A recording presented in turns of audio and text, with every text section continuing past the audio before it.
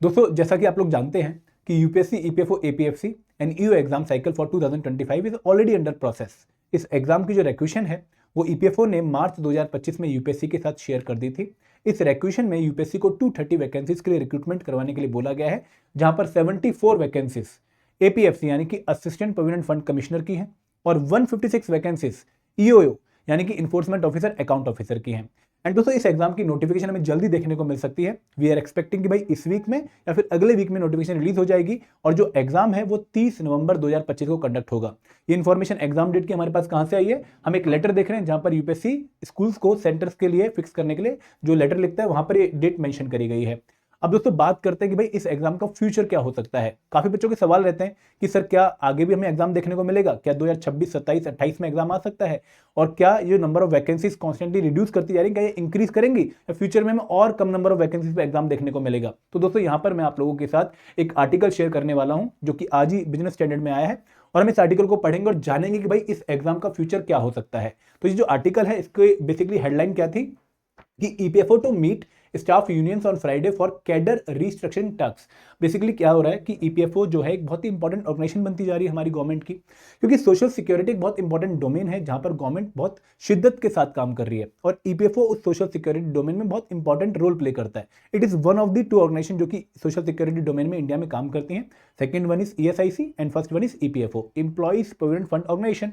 अब इस particular organisation में कैडर रिस्ट्रक्चरिंग की बात कर रहे हैं कि भाई एग्जिस्टिंग जो कैडर है कहीं ना कहीं उसको रिस्ट्रक्चर करने की जरूरत है। क्यों रिस्ट्रक्चर करने की जरूरत है? यहाँ पर बोला गया कि भाई अगर हम इस पर्टिकुलर न्यूज पे जोर डालें तो यहाँ पर बोला गया कि भाई कहीं ना कहीं अब हमें देखना पड़ेगा कि क्या जो हमारा एग्जिस्टिंग कैडर स्ट्रक्चर है वो हार्मोनाइज्ड है with the career aspiration of the employ.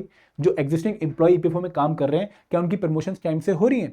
क्या कैडर रिस्ट्रिक्शन इसलिए जरूरी है? ये हम देखेंगे। इसके साथ साथ कि भाई एनहांस सर्विस डिलीवरी, जो लोग सर्विस लेने आते हैं ईपीएफओ में, क्या उनको कैसे एनहांस कर सकते हैं, कैसे उनको बेटर सर्विस डिलीवरी प्रोवाइड कर सकते हैं, और कैडर रिस्ट्रक्चरिंग टू आइडेंटिफाई कि भाई एक्चुअल रिक्वायरमेंट काम के हिसाब से कितनी है ईपीएफओ में, ये जानने के लिए एक मीटिंग कंडक्ट होगी आज फ्राइडे को। और इस मीटिंग का आउटकम क्या हो सकता है? इस मीटिंग का आउटकम ये हो सकता है कि it may result in the increased staff strength of the retirement fund body. मतलब जो ईपीएफओ बॉडी है, इस मीटिंग का आउटकम ये पॉसिबल है कि भाई ईपीएफओ की जो स्ट्रेंथ है उसमें हमें इंक्रीज देखने को मिल सकता है। एक बहुत ही पॉजिटिव न्यूज है हम सबके लिए जो इस एग्जाम या फिर एग्जामिनेशन का पार्ट बनने वाले हैं। और दूसरी बात क्या बोलेगी कि भाई जो लोग ऑलरेडी काम कर रहे हैं उनके लिए भी बेनिफिट है, क्योंकि यहाँ पर फास्टर प्रमोशंस हो सकती हैं। एंड दोस्तों अगेन देखो, फास्टर प्रमोशंस होने से ना आप लोगों को जो लेवल जहाँ पे प्रमोशन से आदमी ऊपर चला गया उनमें आपको वैकेंसी देखने को मिलेगी। तो अगेन जो बच्चा इस एग्जाम के लिए प्रिपेयर कर रहा है उसके लिए बेनिफिट है, ठीक है। तो अगर इस ऑर्गेनाइजेशन में चीजें मॉडिफाई होंगी, इंप्रूव होंगी, तो कहीं ना कहीं एग्जाम प्रोसेस और स्मूथ होगा, ये हम इन्फेयर कर सकते हैं यहाँ से। तो यहाँ पे पहली इंफॉर्मेशन कहती है कि भाई जो मीटिंग चल रही है वहां से ये एक आउटकम का अंदाजा लगाया जा रहा है कि भाई it may result in the increased staff strength of the retirement fund body. And दोस्तों एक और बात इस पर्टिकुलर आर्टिकल में मेंशन करी गई है कि इस टाइम पर जो ईपीएफओ है जहां पर टोटल 24,000 सेक्शंस पोस्ट हैं for the group A, group B and group C cadre, उनमें 9,000 पोस्ट वैकेंट हैं। मतलब इस टाइम पर भी करंटली भी 9,000 पोस्ट वैकेंट हैं। एक बहुत बड़ा नंबर है, क्योंकि दोस्तों ईपीएफओ एक बहुत बड़ी बॉडी है और यहाँ पे बहुत सारा काम होता है। तो 9,000 लोगों की वैकेंसी तो काम चलेगा नहीं।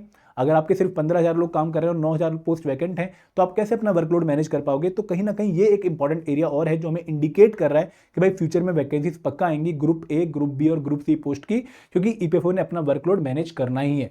तो इस पर्टिकुलर आर्टिकल में जो दो इंपॉर्टेंट पॉइंट फ्यूचर एस्पिरेंट्स के लिए निकल के आते हैं वो ये निकल के आते हैं कि भाई एक तो कि आप लोगों को इंक्रीज्ड स्ट्रेंथ देखने को मिलेगी ईपीएफओ के अंदर, इस पर्टिकुलर मीटिंग का एक आउटकम हो सकता है, प्लस 9,000 जो पोस्ट ऑलरेडी वैकेंट है उनके लिए भी एग्जाम कंडक्ट हो सकता है। तो आप लोगों को फ्यूचर में exam more regular and higher vacancies का देखने को मिल सकते हैं। ऐसा एक अनुमान हम इस पर्टिकुलर आर्टिकल से लगा रहे हैं। दोस्तों आगे बढ़ते हैं। इस आर्टिकल में और भी चीजें मेंशन करी गई जो कि हमें एक इंडिकेशन दे रही है कि भाई रिफॉर्म पक्का होंगे। जैसे कैडर रिस्ट्रक्चरिंग 2016 में हुई थी, वहां पर जो number of group A post थी उनको इंक्रीज किया गया। पहले जो नंबर ऑफ पोस्ट थी वो 859 थी, जिनको इंक्रीज करके 1039 कर दिया गया है। और एक और इंपॉर्टेंट पॉइंट क्या है कि भाई इस पर्टिकुलर आर्टिकल में यह भी बोला गया कि इस टाइम पर जो ईपीएफओ अपना वर्कलोड मैनेज कर रहा है वो कहीं ना कहीं या तो टेक्नोलॉजी इंप्रूव करके कर रहा है या फिर उसको कॉन्ट्रैक्ट पे देके कर रहा है, प्राइवेट कॉन्ट्रैक्टर को अपना वर्कलोड ट्रांसफर करके ईपीएफओ अपना काम मैनेज कर रहा है। और ये चीजें लॉन्ग टर्म तक नहीं चलने वाली है। तो इसलिए कैडर रिस्ट्रक्चरिंग एक बहुत ही इंपॉर्टेंट एरिया बन चुका है जहां पर ट्रेड यूनियंस जो है ईपीएफओ की या फिर जो यूनियन है ईपीएफओ की वो बात करने वाली है। और दोस्तों इस पर्टिकुलर डायरेक्शन में ऐसा नहीं कि पहली बार बात होगी, ये बातें पहले से चल रही हैं। मतलब पहले भी 2-3 बार मीटिंग हो चुकी है और उनके आउटकम भी पॉजिटिव डायरेक्शन में ही है। और हम भी जो लोग ऑलरेडी सिलेक्टेड हैं ईपीएफओ में, उनसे भी हमें सुनते हैं कि भाई ईपीएफओ कैडर रजिस्ट्रेशन पे बहुत जोर दे रही है, मिनिस्ट्री का प्रेशर है ईपीएफओ के ऊपर कि भाई आप अपनी वर्कलोड को मैनेज करिए, आप आइडेंटिफाई करिए कि आपकी एक्चुअल स्ट्रेंथ किस पर्टिकुलर लेवल पे कितनी होनी चाहिए और क्या आपके पास वो करंट स्ट्रेंथ है, अगर नहीं है तो रिक्रूटमेंट करिए। तो ये जो पॉजिटिव बातें हैं कहीं ना कहीं हमें इंडिकेट करते हैं कि भाई फ्यूचर में इस पर्टिकुलर पोस्ट का एग्जाम जो है एक फ्रीक्वेंट लेवल पे और हायर वैकेंसी कंडक्ट हो सकता है।